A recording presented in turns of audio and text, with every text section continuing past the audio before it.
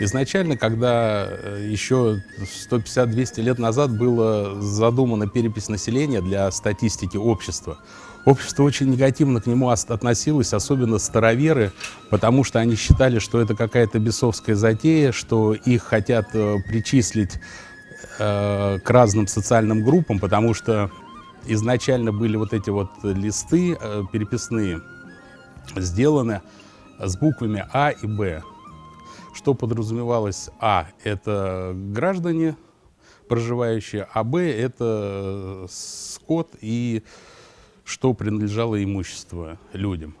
Но люди, вот особенно староверы, обозначили, что А – это атеисты, шайтаны, а Б – это богоугодные люди, что делают эту перепись специально для того, чтобы потом разграничить население, ненужных как бы уничтожить, а божьих людей оставить. И от этого очень были сильные волнения, и многие староверы чуть ли не живьем закапывали половину своих сел, кто сильно были испуганы в этом направлении, чтобы не попасть в бесовские группы, потому что очень сильно было Божье Слово. Но на самом деле государству это очень сильно необходимо для целей понимания, какое общество живет, что для этого общества нужно, сколько нужно учебных заведений, сколько нужно больниц, сколько нужно, все, что связано с направлением обслуживания населения. По данным переписи, например, определяются размеры финансирования государства на учебные программы, на культурные программы. Так? Вот. И, конечно, всем татарам необходимо, всего 3 графы заполнить. Указать свою идентичность. Это наш долг перед нашими предками и перед нашими потомками. Поскольку все-таки идет эпоха глобализации, во время глобализации разбиваются культурные различия, национальные, языковые. Мы сами видим, как люди постепенно забывают татарский язык, свои корни.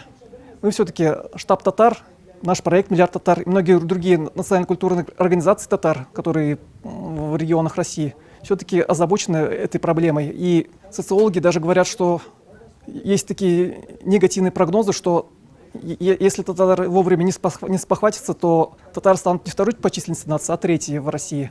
Вот. Это важное мероприятие для нас, для всех россиян, в том числе и татар.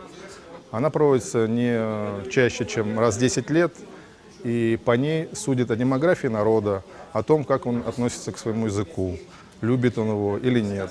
У меня большая просьба к вам, татары. Открывайте дверь переписчикам, называйте свой язык первый родной татарским, национальность татарин.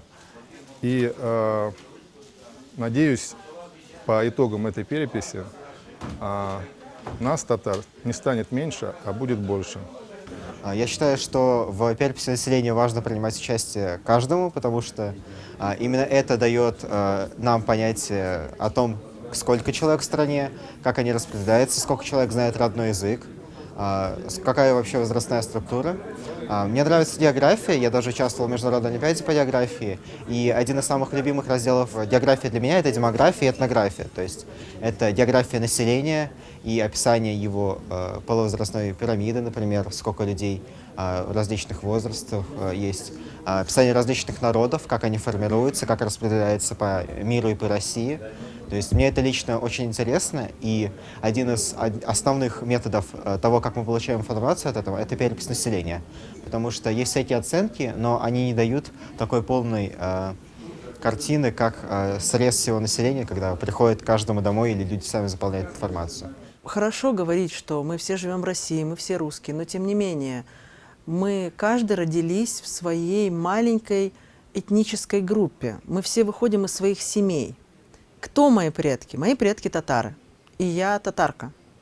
И мои дети татары. И я этим очень горжусь. Я призываю вас к тому, чтобы вы обратили внимание на оформление бланка переписи. Очень внимательно отнеситесь к 11 и 14 пунктам. Не забывайте о том, что в 11 пункте нужно отметить ваш родной язык, и родным языком должен являться тот, к которому вы этнически принадлежите. Понятно, что в каком-то смысле мы все русские, но этнически каждый из нас принадлежит принадлежит какому-то народу, какой-то национальности. Если вы татарин, значит, пишите татарский, даже если вы его не знаете или не знаете хорошо. Если вы башкир, чуваш, кто угодно, пишите тот язык, которому принадлежит ваш народ, ваши предки. Почему я настаиваю на этом? Потому что, во-первых, именно по этому пункту будут считать количество национальностей народов в нашей стране. А во-вторых, как психолог, я скажу вам следующее. Если вы откажетесь от национальности, от нации ваших предков, вы на тонком психологическом уровне как бы обрубаете ту энергию, которая идет из глубины веков со стороны вашего рода. Потому что род, национальность, национальная культура, этническая принадлежность – это некое поле определенных сил, определенных возможностей. Это богатство вашего мышления, это какие-то тонкие нити, которые связывают вас с тем, как можно выжить, как можно мыслить, как можно принимать решения. Чем ближе мы к культуре и к этнической истории, тем лучше мы выживаем, тем лучше мы принимаем решения, тем богаче выбор, который мы делаем. Поэтому не забывайте, кто ваши предки, чтобы ваши потомки знали, кто они. Если мы это не укажем, то в будущем сократится это финансирование, с татарским народом никто не будет считаться, и в конце концов этот народ исчезнет с лица российской земли. Вот я так считаю. Всего 3 пункта. Прошу вас, дорогие соотечественники, милләттәшләр, возьмитесь и посмотрите на эти 3 пункта. Национальность татарин, родной язык татарский. Все остальное приложится. Всего доброго.